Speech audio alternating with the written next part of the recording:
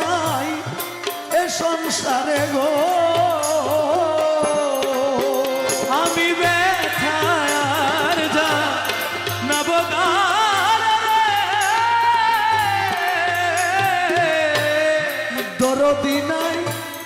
এই সংসারে গো আরে বাসনা মোর করিতে পূরণ হাইরে বাসনা মোর করিতে পূরণ প্রাণ বন্ধুয়া